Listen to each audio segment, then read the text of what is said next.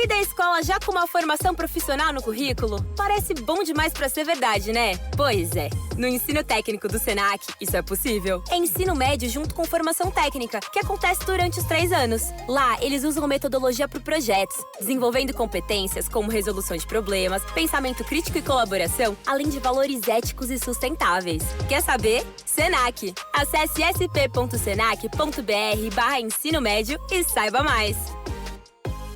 Hi there, I am Sarah Jane Case, and I'm the host of your new favorite show, Enneagram and Coffee. This podcast is dedicated to discussing the beautiful and hard parts of being human. We discuss the Enneagram, a personality map that is taking over the world, for increased self-compassion, personal growth, and healthier relationships. Listen to Enneagram and Coffee on the iHeart app or wherever you get your podcasts. While Bryce tries to find relief in dance class with Madame Kyrah, June's bad news shows Bryce and June's true colors. Meanwhile, at the Comitium, Hunt has to face Celestina in the wake of his abandoning her during the mating ceremony. Celestina makes it clear that there is love lost between the two and confines Hunt to the barracks as a reminder of what his priorities should be.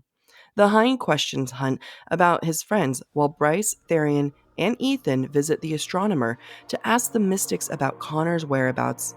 The inquiry takes an unfortunate turn, and Bryce comes face to face with Thanatos, Prince of the Ravine and Harbinger of Death. The views expressed by the hosts are entirely their own and in no way represent the thoughts or intentions of the original author. This podcast is a discussion, shared to spark thought and conversation on the characters and themes of this novel. The interpretations presented in this podcast are just a few of many possibilities. Listeners are encouraged to read along and share their own analysis of the text. Though the hosts speak mostly within the constraints of this book, series and extended universe spoilers may be discussed with or without warning. Explicit language, as well as themes of sex, violence, abuse, depression, self-harm, and death will recur throughout this podcast. Listener discretion is advised. If you are enjoying the podcast, check out our Patreon for more exclusive content. You can find us at patreon.com/Book Talk for Book Talk. Welcome to Book Talk for Book Talk with Jac and Amy, a podcast where we deep dive into the writing of your favorite novels. This season, we're exploring Sarah J. Maas's second installment in the Crescent City series. This is Jac. And I'm Amy. This is part 1 of this week's episode, where we're discussing chapters 37 through 39 in House of Sky and Breath.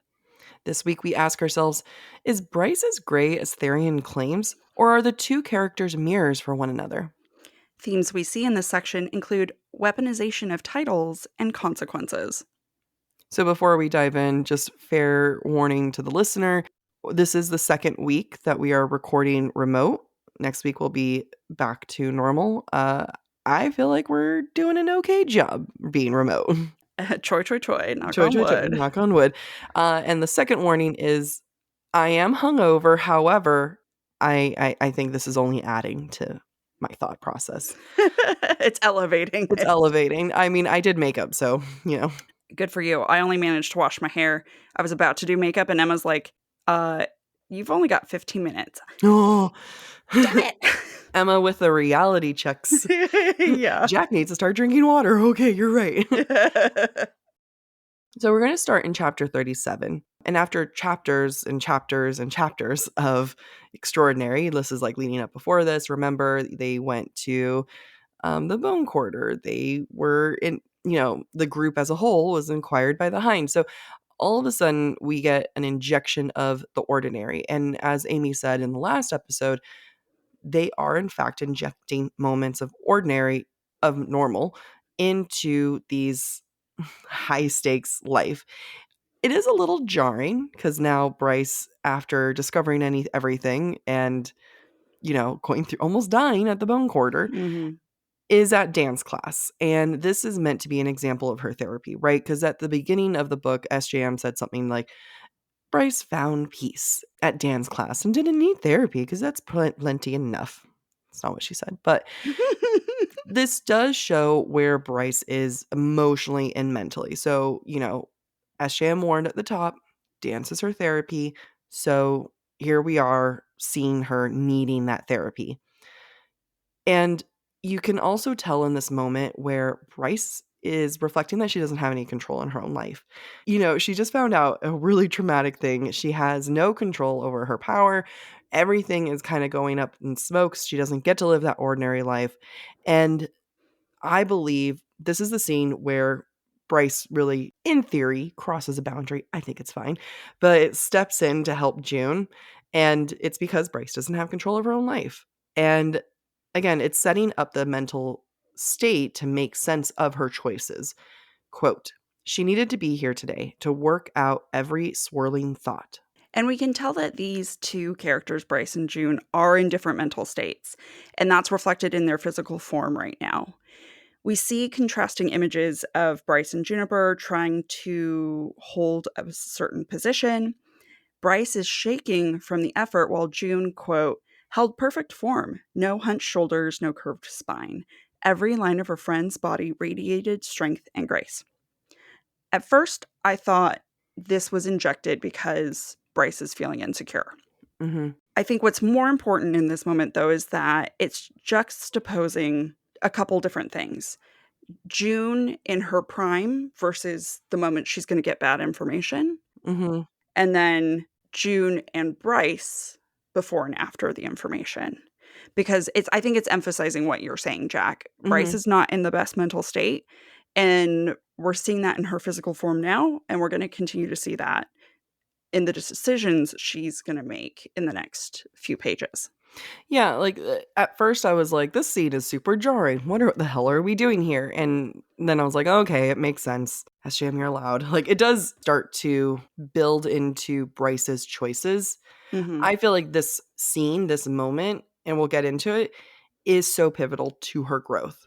I completely agree. I think SJM does a masterful job Mm-hmm. with this scene. So I'm really excited to dive into it. Yeah. Bryce, as I've been saying, is really a balance of two worlds. She's never just one thing. Quote, that was why Bryce loved this class. It combined the formal, precise movements of ballet with dance club hits, and somehow in doing so, it helped her understand both the movement and the sound better.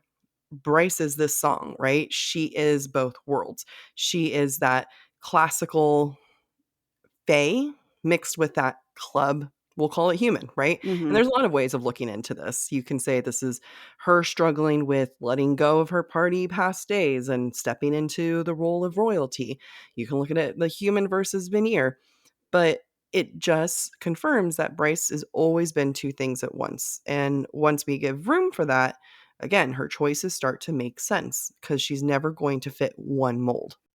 Bryce feels free in the movement, in the space, like she gets to exist and be there. Quote, wrong body type had no place here in this bright studio on an artsy block of the old square.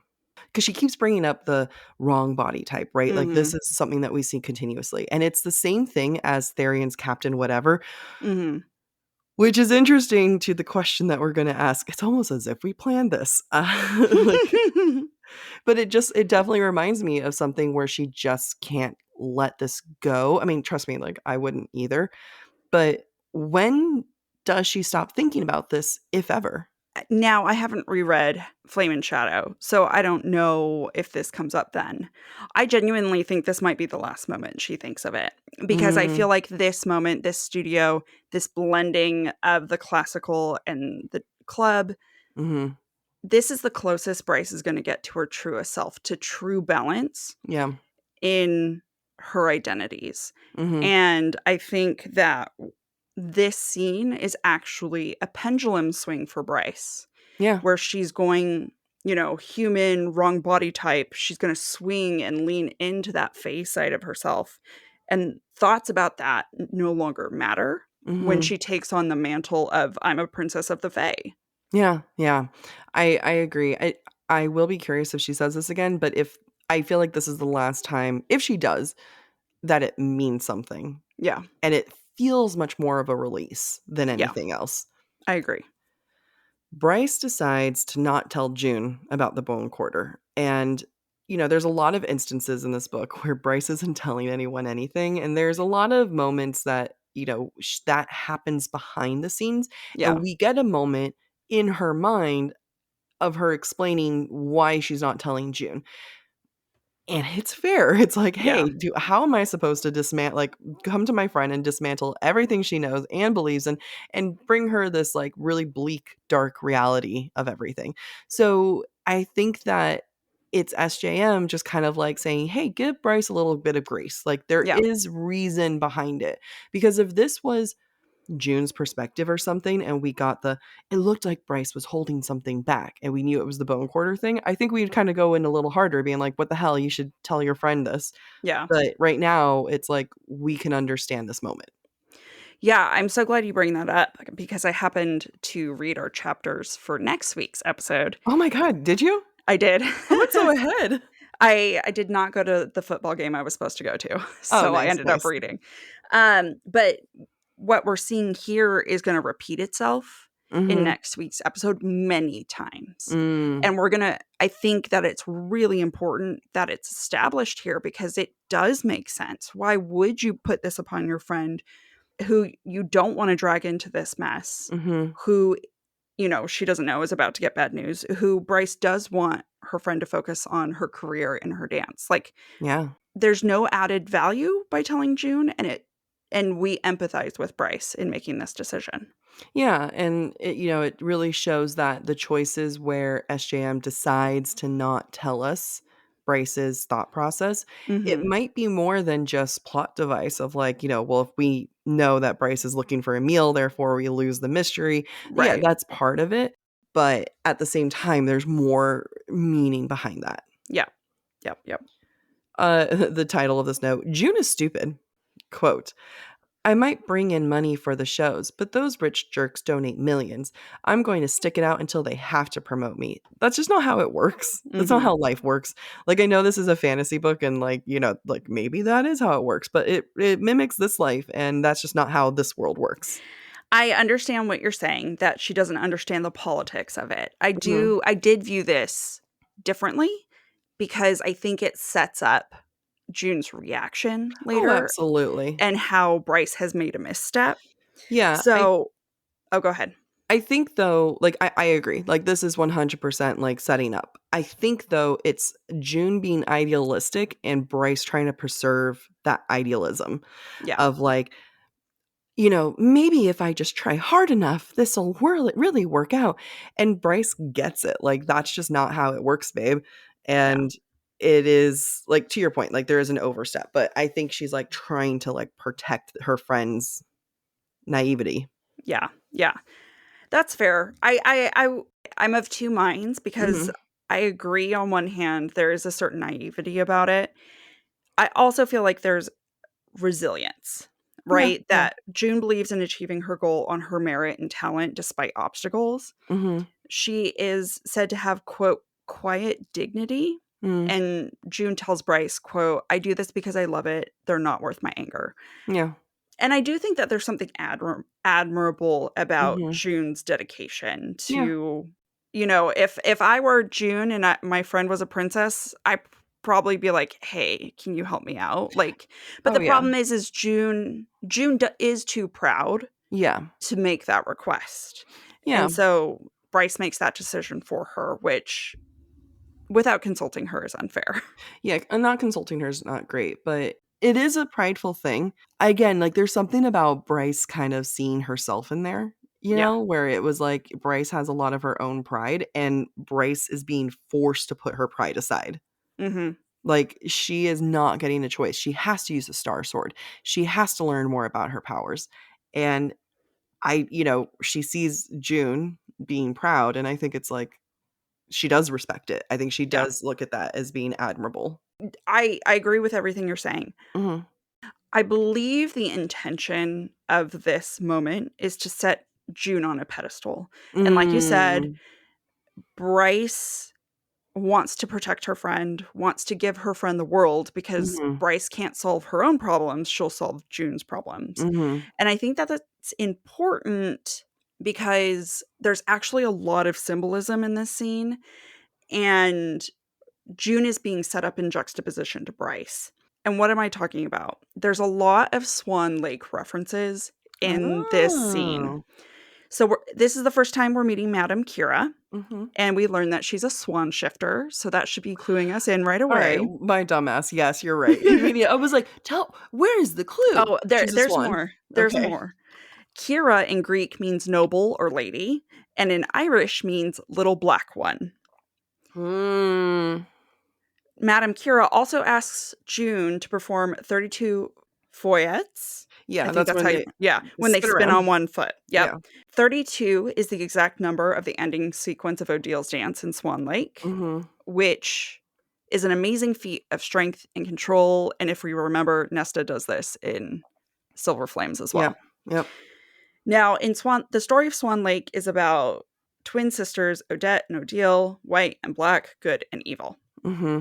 Right now, we're seeing a transition in Bryce. We're seeing her battle with her Fae versus human, trying to find balance. And what happens to me in this scene is if Odette is human and Odile is Fae, because she views the Fae side of herself as evil. Yep. She pendulum swings into the evil because she's seeing June as an extension of herself, as Odette. Oh my And she God. wants, because Bryce doesn't have the strength, or she doesn't have the ability to control her situation, she's going to control June's situation. Wow. Someone gets snaps. Chef's kiss. Thank you. That was incredible. Good job, Amy. Thank you. Yeah. I feel bad that we're moving on, but you did a great job. It's okay. Bryce sympathizes with her friend. And like I was saying, she sees herself in June. And you made a great point about her really seeing herself in June. So at one point, Madame Kyrah is talking about June. And she says, quote, "Perfect form, a perfect dancer, yet it wasn't enough." Kyrah frowned. She's going up against a well-entrenched power structure. The people in charge don't appreciate being called out for what they truly are. June made her choice this spring. She has to face the consequences. And speaking to Bryce directly to her soul, right? Bryce made choices. She has consequences. Mm-hmm. And this is only adding more to her seeing herself in her friend. It's build up. It's coming up. Like this is her getting ready to make this choice. And Bryce is very sympathetic in general, right? Like that's always been her thing. But I think that in this book, we're seeing a level of sympathy that we didn't get in the first book. Mm-hmm. And not that she wasn't sympathetic in the first book, but I think that like this is, character development. This is a growth. She has become so much more sympathetic and she sees herself in June, in Emile. And, there's a lot going on there. So one of my questions to you, Amy, is this how Bryce can cope and handle her own issues by seeing it in others and trying to fix it? Yeah, I think so. And I want to go back to what you were saying, that she's more sympathetic and more focused on others in this book. And I think that's because if we compare to Earth and Blood, Bryce was very personally invested in finding Danica's murder. That was the sole focus. And yeah, she had the capacity for empathy, but she was also severely depressed and only had one question to answer. She now finds herself in a situation beyond her control. She can't control the Asteri. She can't control the fact that they're keeping tabs on her. She can't control a rebellion. Yeah. And so she has much more of an outward focus already on these external factors on her life that are beyond the normal, I wouldn't say acceptable, but normal capacity of anyone else who's living in Lunathian. And so she's going to focus on Emile and Juniper and Ithan because she can see bits of herself and she can't solve her own situation, so she will solve the situation for others. Yeah, absolutely. And like you said, Bryce is sick of consequences. She's in the situation she's in because there were consequences to her actions in Earth and Blood. Yeah. Right? And she knows that there are going to be consequences to her actions now that have not come up. And she's tired of June having to face the consequences of her actions and of being a good person in general. So why not feel vicarious relief by solving June's problems? And I'm sure Bryce blames herself for that situation even Oh, happening too. absolutely. Like her, even though she didn't have much of a say in it, but it was the horn in her back that opened up Yeah. these portals to hell. So it just, like it's unsaid and it's not fully hinted at, but it's within the lines. You can see that. Yeah. Yeah, absolutely. Finally, for the first time, we are halfway in this book, and Bryce uses her title. And I'm pretty sure this is the first time she's used her title. Mm-hmm. Quote, "Tell him that Her Royal Highness Princess Bryce Dannon is calling." And this is such a powerful moment because titles are powerful and it's unlocked a new source of power that Bryce knows that she has but has never tapped into it. I mean, it really speaks volumes to like the same way that she knows that the Star Sword would make her more Mm-hmm. powerful, but she hasn't Mm-hmm. really tapped into it. Her title would make her more powerful, but she hasn't really typed into it. It makes sense that she would use it for her friend, Mm-hmm. not for her own gain, not for anything to get her ahead. It's going to be to enhance June. And it's more set up for Bryce's growth. This is what we were saying. Like, this moment is such a before and after for Bryce Yep. and for these choices. And, I know on some level, Bryce is kind of like shocked later of like, June's so upset, but I think she knows. I think she knows what she's doing by doing this.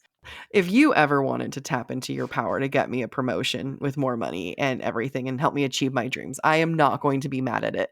But you said something where it's like she probably should have told June, and that's fair. And there's a reason why she didn't tell June is because June Yeah. would say no. Right. Exactly. Exactly. I can't help but see Bryce feeling heroic in this moment. Yeah. And She's like, I am a badass doing this for her. right. And part of that is because the director's name is Gorgon, which is a Oh, yeah. variation of Gorgon, Yeah. the type of creature that is Medusa. Yeah. So Bryce is this noble hero going into battle for June because Bryce has the special powers that June does not to fight these Hmm. battles. That's why she uses her Fey noble title. That's why she uses her Fey father's surname. Hmm. And ultimately, if we really dive into this, Bryce is being selfish. Yeah. Oh, yeah. She can't be the hero in her own narrative because she's not allowing herself to be. So she's going to go be the hero in other people's narrative. Two things can be true. One, June can suck it up and like realize that this is a boon for her. Yeah. Two, this is absolutely selfish of Bryce to do Yeah. this. And I do feel like this is again a Swan Lake reference because Odile uses magic to disguise herself as Odette to seduce the prince. Mm-hmm. Bryce is kind of doing the same thing. She's veiling herself in good. She's Mm-hmm. veiling herself in a disguise to win the day. Yeah. So, I think it's great. Okay, so now we're about to move into Hunt and his conversation with Celestina.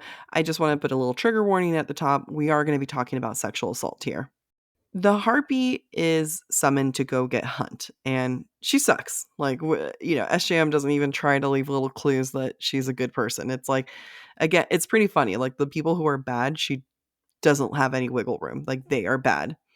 So the Harpy says, quote, "The pretty one wants to see you. I'm Ephraim's messenger, and since he just finished fucking her, I was the closest one to retrieve you." So the Harpy calls Celestina the pretty one, which is, meant to diminish, belittle, and make Celestina more childlike, right? And she's not powerful because, pretty people can't be powerful. We proved that wrong, Amy. However, I do want to talk a little bit more about the way that Harpy describes sex between Celestina and Ephraim. It's not that they finished fucking, it's that he finished fucking her. It implies an action over another. It is what Ephraim is doing to Celestina. It shows dominance and a passiveness in these roles, right? And I think it implies a level of not having consent, and the Harpy absolutely knows that. I think that's a great point. And I think as much as it might be triggering for some of us, it's also triggering for Hunt because he's being called to see Celestina after this state. Mhm. And although I don't know that he fully grasps the lack of consent here. Yeah. I think what Hunt is sensing is Sandriel, right? That Mhm. whether it be Ephraim or Celestina, but sex has not satiated the Archangel, and now Mhm. he's being called. Mhm. And what does that mean? That means he's going to be tortured so that this Archangel can vent the rest of their energy. Yeah. Because he does experience this moment of PTSD. Quote, Hunt stiffened. This couldn't be good. His body going distant. If he sent a warning message to Bryce right now, would she have enough time to flee the city unless they'd already come for her? It's partially PTSD. It's also because he's got a guilty conscience right now, Mhm. given their rebel activity. And what that's telling me is he doesn't trust Celestina. Yeah. Yeah. And because he doesn't trust Celestina, she cannot trust him. Mhm. It goes both ways. Yeah. The Harpy then belittles Hunt for going to Bryce's aid the night before. Quote, you always did think more with your cock than your head. Hunt shrugs it off and is like, that's one of my winning attributes, and I will disagree. Wait, do you disagree that it's one of his winning attributes, or do you disagree that he thinks more with his cock? I disagree that it's one of his winning attributes because he does think more. He places, I mean, I'm just saying that every time he prioritizes Bryce, it degrades the trust between him and Celestina, and it's Yeah, it going to come does. back to bite him in the ass. I feel like there could have been a snarkier response. Sure. And I Yeah. think it just wasn't like this was just the best thing to put into it. But you know, you're right. Like he doesn't think with his cock, he thinks with his obsession of Yeah. like, Yeah. I love her Yeah. so much. I must protect her. Yeah. Yeah. I'm not saying I don't want that, give me that. When Hunt sees Celestina in the flesh, he thinks, quote, if she'd been kept up all night with Ephraim, she didn't reveal it, or any emotion, really, as Hunt stopped before her desk. What is Hunt seeing, not saying, but can be inferred? Okay, like there's a lot of things that I think that if you're going to do a surface read, you're not gonna, you can kind of get what's implied, but I think if you dive into it a little bit more, we can see just how much other stuff is going on, really. Yeah. Celestina is having to smother her emotions in order to cope, as one would after an assault, understandably. But if you think about it, Celestina has been very open with her emotions. She's been very warm. She's been Mhm. able to talk to Hunt about things and be there. And right now, she is shutting down before his eyes.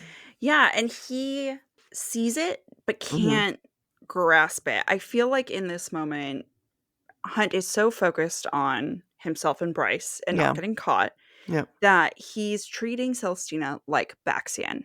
Mhm. That I see what you're doing. However, I'm not attuning to what the subtext is, Yeah. right?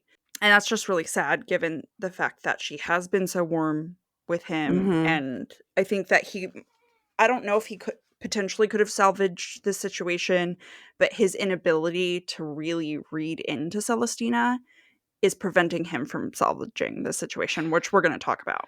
Yeah, and I think I do talk about it, but I do wanna, like, establish we are talking about this as assault because it is, Yeah. like, it doesn't matter that she has a quote, unquote, "active participation," Yeah. like, we don't know the details. We know that she, again, quote, unquote, "goes into it willingly," but she doesn't, she's being Yeah. forced into this situation. We know that she doesn't like men to add onto it, and she has no choice. So I just wanna, like, put it to the top of, like, the reason why we're talking about this like, seriously is because Mhm. this is assault. There's no other way of painting this.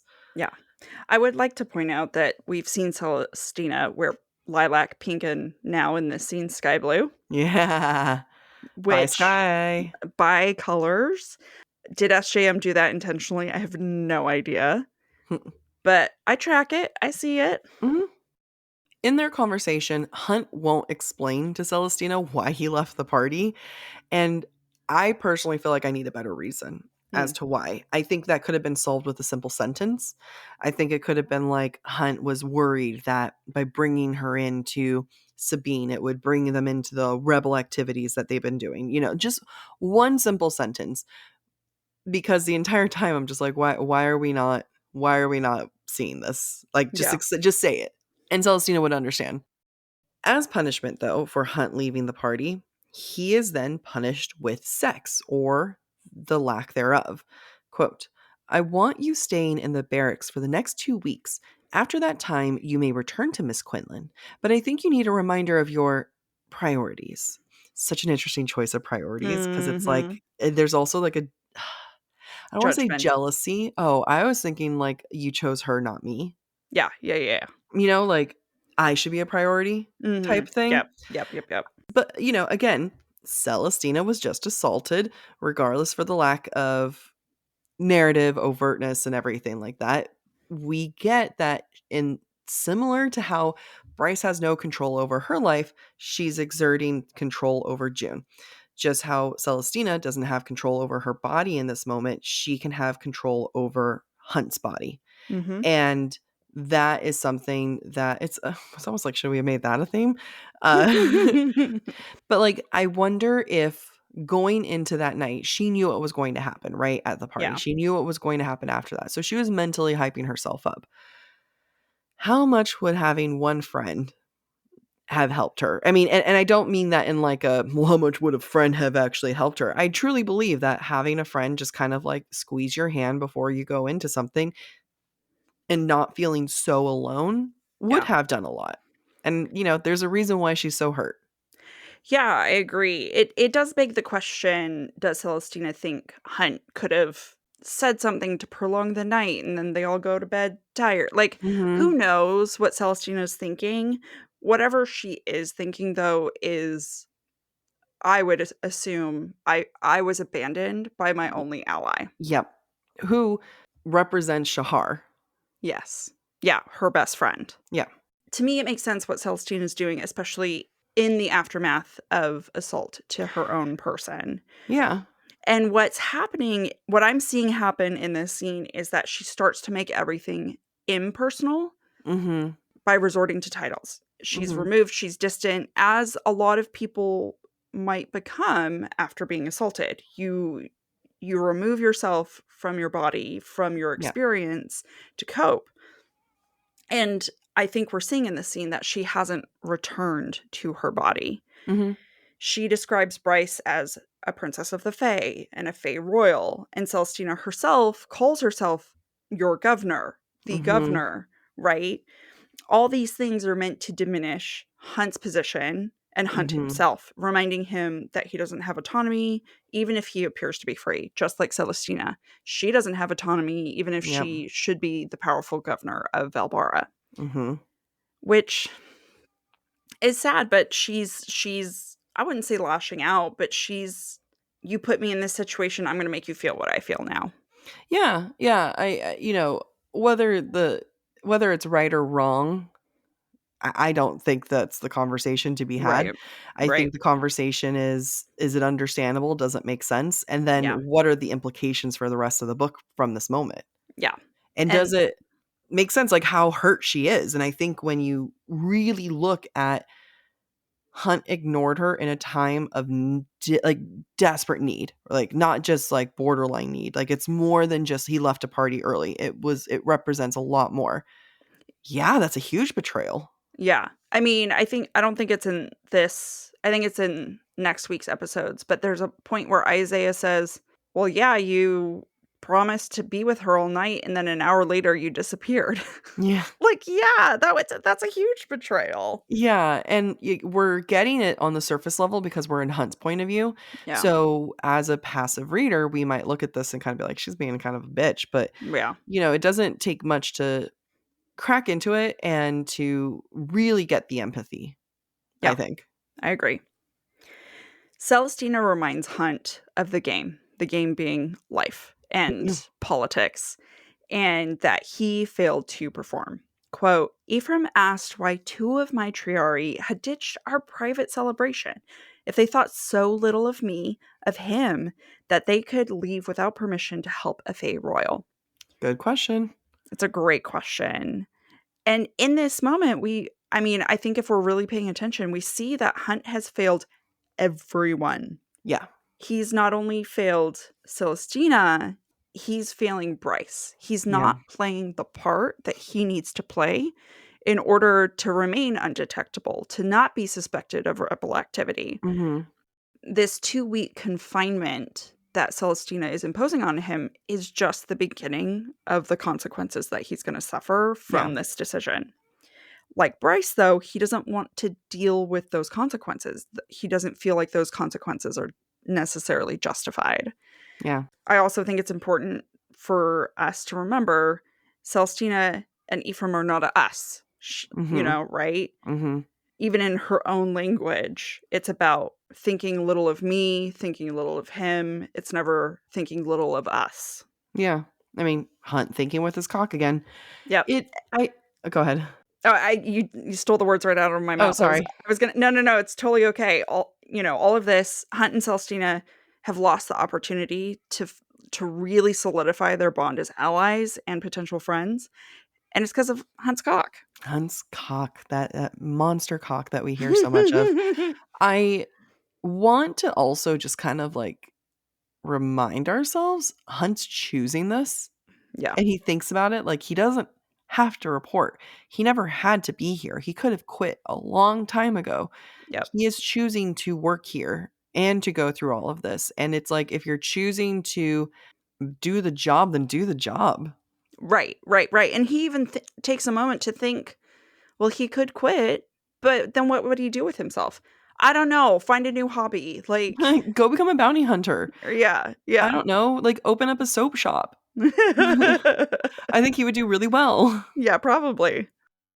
To Hunt's credit, he does pull back on his anger because he is like immediately like, no, Bryce, no penis in mouth. No, I want more sex.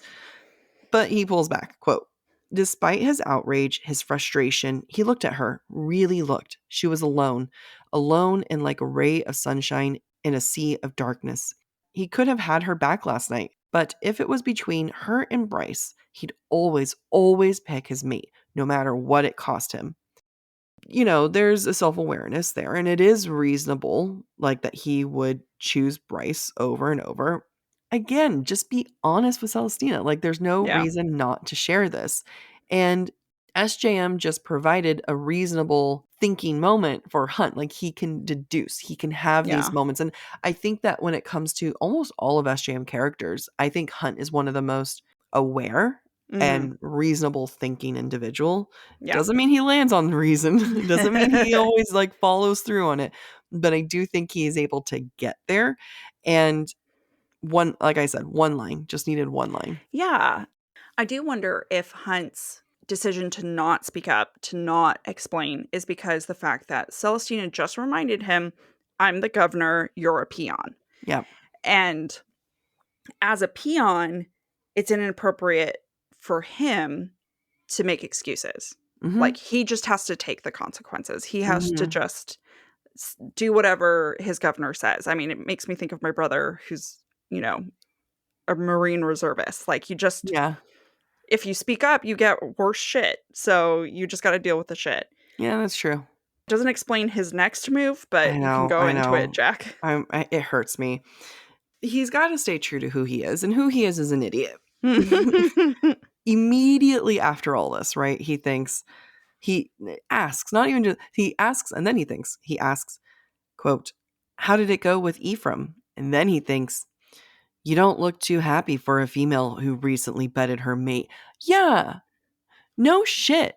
Like, he's done all of the links. Like, he's done the like mental mapping of like, does she even like women? Or like, does she even like males? She looks really sad and alone. She doesn't seem like she really wanted this. And then to ask that to her, it's just a low move. Yeah, I think he was trying to win points by showing concern for her, but he didn't show the right concern. No. Like, he asked the wrong question. And for the fact for him to say, in his mind, you don't look too happy for a female who recently bedded her mate, implies that she had the ability to choose and was a willing and active participant, like, who had the power. which in fact Celestina did not have the power. Well, you can look at it two ways. Either A, she felt like he felt like she did have the power, right? Like she doesn't look like a mate who or a person who didn't have a good time. Or B, which means he's an idiot, or B, he understands it. Because I read that almost as like snarky in a way of saying like, you don't look too happy for a female who recently bedded her mate. And it just felt like more of a mental mean jab to her. Yeah, I think both can be true. Yeah, both can be true. It just adds a layer of like that I don't like that about Hunt. Like, Yeah. and it comes from it comes from a place of absolute selfishness, and that he will do anything for Bryce, even kind of be mentally cruel. Yeah. And I do feel like maybe not in this episode, but next week's episode, we're going to see Hunt start to channel Bryce, which I think is going to be an interesting transition for him. Mm. I will say, though, he should know better. Like, if he's not willing to disclose anything about what happened last night to him, Yeah. why would Celestina be willing to disclose anything about what happened to her? Yeah. It's just another demonstration that Hunt fails to play the game. You don't ask your boss that question. No, it's not appropriate. Hey, boss, how did the sex go? Especially after she's just established, we're not on talking terms. You are beneath me. Yes, like, you can only ask your friends. Yeah. How did it go? Yeah. But even then, I wouldn't ask, like, you wouldn't ask it like that when you'd have a hunch that, hey, they didn't want this. Yeah, he's dumb. Dumbass. Excuse us while we hydrate, and you listen to this ad. Book Talk for Book Talk is sponsored by BetterHelp. It's the start of a new school year, and one thing I love more than anything is seeing the little freshmen come to campus, and it's almost a childlike wonder that they have. There's something about kids that just have this unabashed courage that I strive for, and it's something that I've been working with my therapist on. And I'm doing a 5K this weekend, Amy, and I don't think I would have done that if my therapist hadn't encouraged me. That is such a great idea. My therapist was so helpful when I was first starting to date and gave me a lot of tips on how to manage my internal feelings about it. I love working with her because even now that I'm out of the dating game, I still feel like I'm learning a lot and trying new things. And that's the beauty of therapy, is that you never stop learning or growing. That's why we're so excited to tell you that today's episode is sponsored by BetterHelp. BetterHelp is such a convenient way to start therapy. It's entirely online and designed to be flexible and convenient. All you need to do is fill out a brief questionnaire, and then you're going to get matched with a licensed therapist. And they make it so easy for you to switch therapists if you need to. And that way you can really find the right connection. And there's no additional charge to switch therapists. You can do it any time that feels appropriate to you. Rediscover your curiosity with BetterHelp. Visit betterhelp.com/booktalk today to get 10% off your first month. That's BetterHelp, HELP.com/booktalk. BOOKTOK. And start your therapy journey today. Fall has officially started here in Los Angeles, and that means we finally get to do fall activities. I have been counting down the days for when I can go to pumpkin patches, maybe even hit up an apple orchard, and I get to do all of it looking super cute in my Quince boyfriend sweater. This weather is perfect for my dark academia vibes, and I'm so excited to bust out my washable silk blouse because I'm going to be taking pictures. Quince is known for their Mongolian cashmere sweaters from $50. And that's not all. Quince has so many other amazing things on their website. All of those items are priced 50 to 80% less than similar brands. That includes leather jackets, cotton cardigans, soft denim. Like, my entire fall wardrobe is genuinely turning into Quince wardrobe. By partnering directly with top factories and cutting out the cost of the middleman, we get savings as the customer. One of my favorite parts about Quince is the fact that they only work with factories that use safe, ethical, and responsible manufacturing practices. And they still manage to get premium fabrics and finishes for that, luxury feeling for every item that they have. Get cozy in Quince's high-quality wardrobe essentials. Go to quince.com/booktalk for free shipping on your order and 365-day returns. That's Quince, QUINCE.com/booktalk, BOOKTALK, to get free shipping and 365-day returns. That's quince.com/booktalk. Hunt sees Lydia, and we get the very first one-on-one interaction between the two of them. We just saw Lydia with Rune, so now here she is with Hunt. And I want to show the difference between the Hind and the Lydia. And it's in Hunt's mind, but also in SJM's writing technique. So at first, Hunt thinks about the Hind. Quote, "The Hind knew it too. That was what made her dangerous. She might appear unarmed, vulnerable, but she carried herself like someone who might whisper a word and have death fly to defend her, who might snap her fingers and unleash hell upon him. The Hind is powerful. The Hind is to be feared. She is the one who is in control of many, many dangerous and deadly things." Now, it's funny because when you look at it, it's like that was one paragraph, and then like the next paragraph, it's very quick that this happens. Quote, "Lydia had been so young, barely into her 20s. She just made the drop and had no apparent deep well of magic, other than her swiftness as a deer shifter and her love of cruelty. Her appointment to such a high position had been a blaring alarm to stay the fuck away from her. Pollux had courted her almost immediately."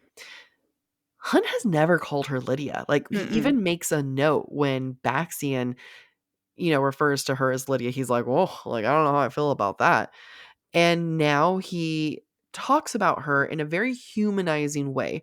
He talks about like how it really again, it's surface level. Like it's he says something or thinks something, but you have to look underneath. What he's describing is actually really scary. This Mm-hmm. young woman, barely in her 20s, having no power, trying to be powerful. We now know that she's had, I mean, we don't know in this moment, but like, to be a shifter, to be a veneer without any power, you have to go hard and prove yourself elsewhere. And again, like it's when you look at the heartbeat, when you look at Pollux, like SJM makes a point to humanize Lydia. And then you just think about like Pollux, who is way older than her. I mean, I Mm-hmm. don't know how much older, but we can assume older, having courted her. And I think that's, again, a really interesting choice. I think that's Hunt not seeing anything, but Yeah. it's also like to be 20 years old and to have some psycho come onto you and Mm-hmm. feeling that you need power and you need control and you have nothing to add strength, but you have this powerful Mm-hmm. Male. beautiful male who's coming on to you, like, it is a power move and choice. Yeah, I love that you point that out. I do feel like I saw the humanization of Lydia from a different perspective, Oh, yeah, go but for it. I think everything that you're saying is valid. I think in this moment, while SJM is humanizing Lydia, Hunt is humanizing her to bolster himself.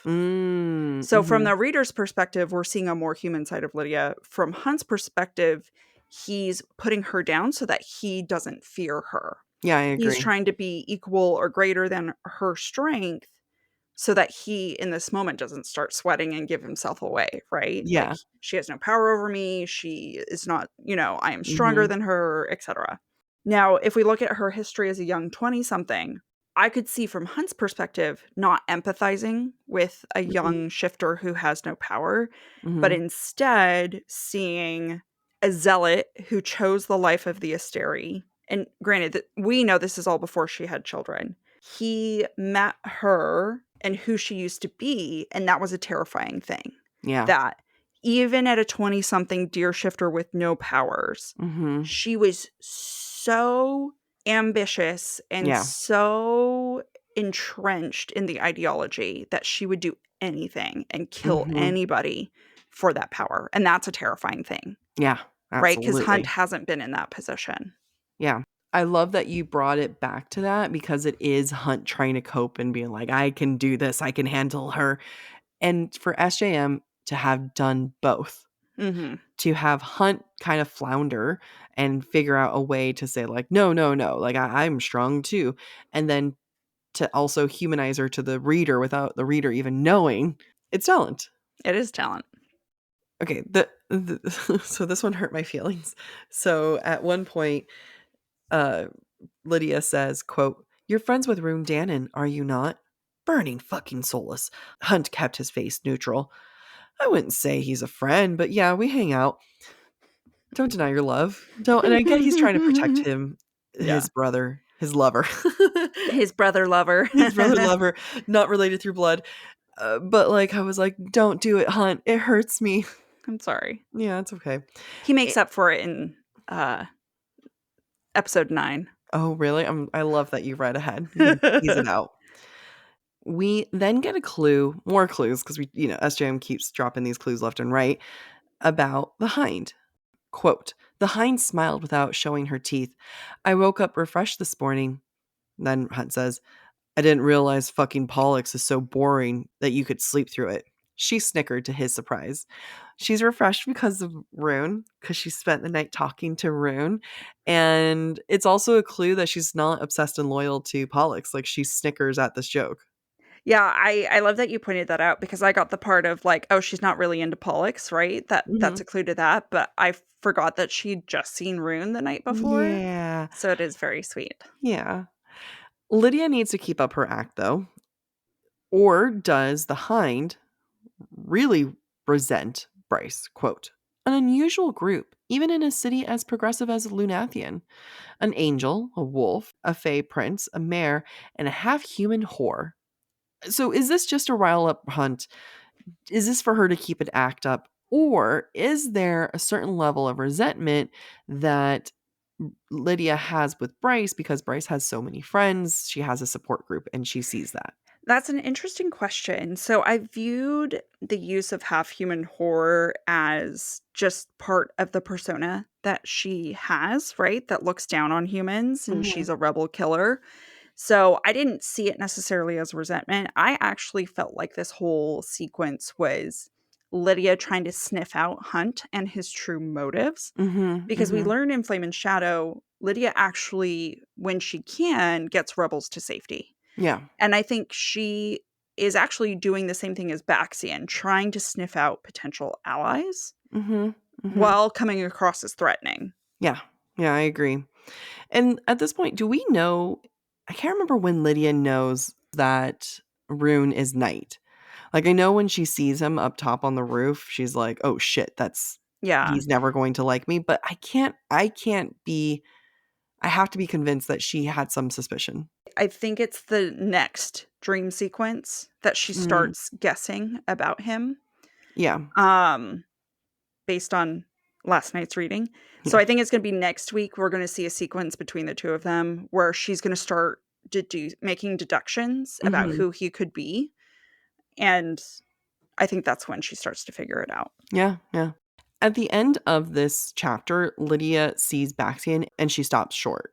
I just want to flag that. I can't remember why. I can't remember why either. Like, why would she be freaked out with Baxian? I have no idea. I do not remember. Maybe he called her Lydia to her face. Maybe it could be as simple as that. I don't know. I don't know. Either way, Lydia's a badass, and she delivers one of the most like scary badass lines. Quote, "You still answer to the Asteri, whose will is mine." It is such a great disguise. It is an amazing disguise, even though it condemns her soul, right? Yeah, yeah. It is the perfect disguise because you have no personality. Therefore, you're never a suspect. We're going to enter into chapter 38. And for chapter 38 and 39, Bryce, Tharion, and Ithan go on a little adventure at the Mystics. And I just want to start with a question at the top of this. Is the scene forced? I kind of come up to a conclusion later. I do waver back and forth, but I just, that's something I'm asking here. We'll come back to the end. Remember, Bryce, Tharion, and Ithan are at the Mystics because Tharion is the one who needed info on Emil. He's the one who suggested all of this. So why is it from the get-go Ethan's need to talk to Connor is taking precedence? So I did go back and do some rereading. Mhm. And when Bryce tells Ithan and Tharion about the Bone Quarter and the events there, Bryce herself says, who knows, maybe, and I'm paraphrasing, Mhm. but she's like, I might have pissed off the Underking so much by killing the shepherd that maybe he's going to retaliate by eating Connor Yeah. and the Pack of Devils. She acknowledges that, like, yeah, they're supposed to wait till we all forget about these people, but who knows, because he might be pissed enough that he eats them. And Mhm. that's what starts Ethan's concerns about Connor. Yeah, I definitely understand, like, Ethan being concerned about Connor is his personality trait. Yeah. Like, that's it. Like, that's all he's got in him. That and Sunball. I wanna look into this quote. "I can't think of another alternative. I need to know what's going on with Connor." So going off into, like, what you're saying, that he is very interested, very invested in learning more about Connor. But we also are getting two very distinct motives, and I wonder if this scene and this sequence was written first, because the last chapter with these characters was, we're going to find out more from Emil, to be continued. And then it immediately picks up with, so Connor. I actually, and I think I maybe make the point later down, I went back and reread the last scene with Tharion and Ethan. Mhm. And Ethan's talking about his concerns about Connor, and Mm. he wants to go to the Bone Quarter. And Tharion's like, nah, bro, that's stupid. Maybe we I got can. a better idea. Yeah, no, he does. He's Yeah, like, yeah, maybe we yeah. can kill two birds with You're one right. stone. You're right. That doesn't discount what you're saying, though. It doesn't mean that Mhm. this wasn't written first. It could very well have been written first. And that's just Yeah. SJM filled in the holes to get there. I do come to the conclusion later, if you saw my note where I'm like, ah, yes, this is why I think this happened. But it was like an initial thing where I was like, I'm struggling to make these connections. But yeah, like they're slowly coming together. Yeah. I think what I get most from this scene is that Tharion is willing to use anybody Mhm. for his own gain. Mhm. And he's taking advantage of Ethan and his money and his need to learn about his brother Mhm. to get what Tharion wants in the end. You know, I think Bryce calls it at the start by saying, quote, only lowlifes use the mystics these days. It's a little bit of a comment on herself, but it's mostly a comment on Tharion Yeah. that he's a lowlife. And you can extrapolate it to the rest of the group because they're all doing rebellious activity, right? Mhm. But I think that's how Bryce is really seeing Tharion at this moment. Yeah, I mean, and like in book 1 they didn't go to the mystics. That was a conversation, it was brought Yeah. up, and Yeah. Hunt was like, "Hell no." Mhm. And so it's definitely, I think she feels like she gets to have a moral high ground here, because it was Yeah. like, well, I chose not to go to the mystics. I'm here just because you idiots are coming. Yeah. Bryce wishes that Hunt was there with his alpha wholeness, because Mhm. alpha hole is now a strength. Quote, if Hunt had been with her, he'd have gotten his point across in that alpha hole way of his. I feel like we're also getting a little bit more here. It implies that she needs male backup. Mhm. Why is that? Because the two that we're seeing, I feel like, are two of the most misogynistic characters that we've Mhm. had here. I completely agree. My note, at least she tried to contact Hunt. Yeah, I agree. Like, it's kind of like, hey, man, you saw the missed call. Yeah, yeah, yeah, yeah, yeah. It's I there. tried. Yeah. And people might be like, why are they misogynistic? Remember, the way that Tharion talks about the River Queen and the princess, and then the way that Ethan talks about human women. So Yep. just putting that there. As Bryce is resisting going to see the mystic, putting up an argument, and then getting overruled, she notes this with Ethan. Quote, the tattoo of Amelie's pack was glaring dark in the sun. She wondered if he wanted to tear the flesh off and start anew. There's an assumption about Mhm. Ethan's healing journey, and I think it's fair. Like, hey, does he hate this as much as I think he should hate it?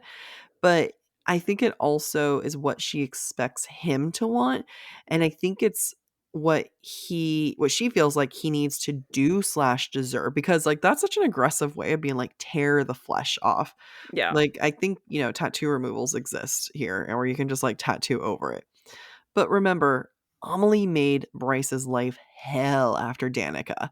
Yeah. So there's a reason why she considers it the glaring dark in the sun. It's a nice way of saying that he's stained, Yeah, metaphorically. absolutely. I have to just keep pointing out these moments. Quote, he winced, being Ithan. He winced, falling into step beside her, with that sunball player's grace as they entered the cavernous space beyond. Fuck you.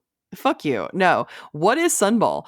I just try to imagine like hockey or baseball or something like that. And I don't think those players are particularly graceful. No, I mean, any male sports player, they walk like they've got rocks in their shoes and their balls are like so big that they have to Yeah. spread so wide. So no, there's nothing graceful about male athletes. We meet the Astronomer. It's such a basic name, but it's also clever Mm-hmm. because he deals with planets and worlds and everything. Yeah. I always love how SJM names people. But let's look into how he's described. Quote, his heavy white beard fell into a thin band of rope that served as a belt. His wispy hair, long and unbound. 4 rings of silver and gold glinted on one of his withered, spotted hands, with small stars blazing in the center, trapped in the nearly invisible glass dome. It's a mixture of wealth and poverty, Mm-hmm. like the fact that his beard fell into a thin band of rope which holds up his hair. First off, disgusting. It's a belt that holds up his clothes or his His hair. beard, his Oh, beard, yeah. his beard goes into a braid and he wraps it around himself to hold up his pants. That's disgusting. It's so disgusting. Here's the thing. He wraps it around something else too. No. And he just lifts up his head Stop and tugs on it. it. Stop it. But I'm not wrong. Stop it. Just keeps wrapping it around. Okay, so we have that disgusting thing, but I also find it interesting where, he kind of has this like image of the beggar, right? Like, he can't even afford a belt. He has to use his own hair. It's long, it's withered, it's unbound. But then you also have this image of rope or not rope. You have this image of gold and silver in his hands. And I want to say there was another character, I can't remember. I want to say it was an Akatar who also wore gold and silver. I think it was Amarantha.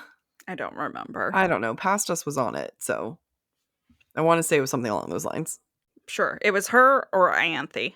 Like, maybe it was Ianthe, but it was a bad one. Yeah. It was a baddie. Yeah. I do want to point out that in this observation of the Astronomer, Bryce also views him as, quote, not human, but his scent declared nothing other than some sort of veneer humanoid. And my thought immediately was, like Fury? Yeah. Nobody knows what she is. She's just humanoid. Yep. So I do wonder if, like, some of these big players that we're seeing in Crescent City are all connected and they're all some other species that is taboo to speak about. Yeah, yeah. Ooh, I like that.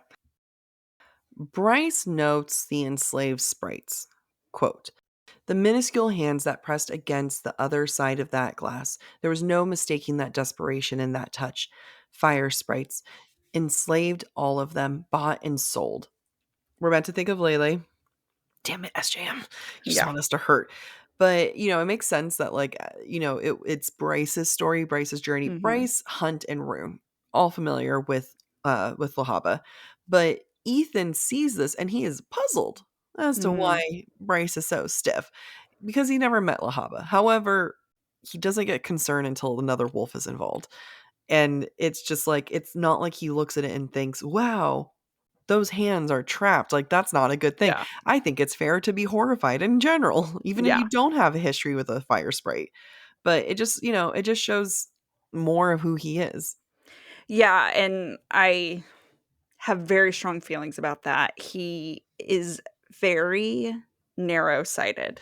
Like, he's got major blinders on. He's like, well, fire sprites are lower, so who cares, right? Yeah, yeah. And not that he's saying that, but that's what his actions are showing us. Absolutely.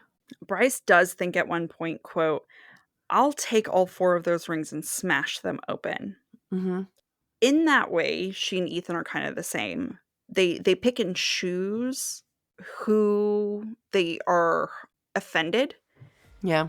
by, whose enslavement offends them, right? So Bryce is more focused on the fire sprites because of her relationship with Lahaba, while Ithan is more invested in the mystic that he discovers is a wolf and an alpha.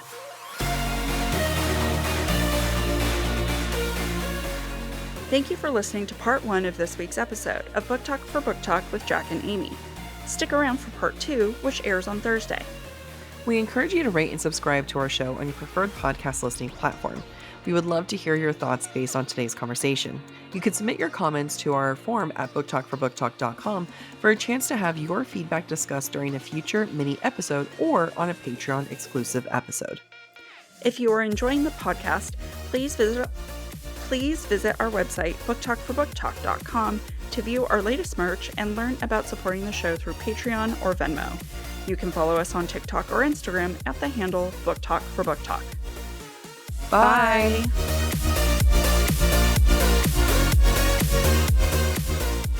I'm a champ. Look at me. I am so impressed. I have not seen you that drunk I know. while I've been sober. Like, a long time. It's been a very, very long time. I don't think I've been that drunk in a long time. I remember I called you and Emma, and I remember being like, I'd be like, love you guys so much.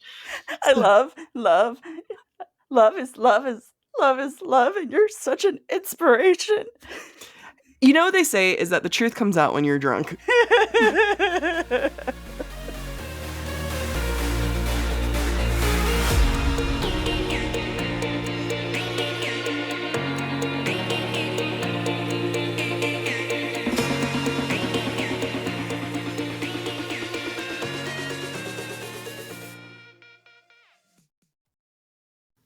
Fall has officially started here in Los Angeles, and that means we finally get to do fall activities. I have been counting down the days for when I can go to pumpkin patches, maybe even hit up an apple orchard, and I get to do all of it looking super cute in my Quince boyfriend sweater. This weather is perfect for my dark academia vibes, and I'm so excited to bust out my washable silk blouse because you know I'm going to be taking pictures. Quince is known for their Mongolian cashmere sweaters from $50. And that's not all. Quince has so many other amazing things on their website. All of those items are priced 50 to 80% less than similar brands.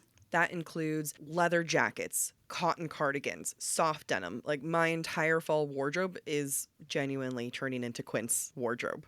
By partnering directly with top factories and cutting out the cost of the middleman, we get savings as the customer. One of my favorite parts about Quince is the fact that they only work with factories that use safe, ethical, and responsible manufacturing practices.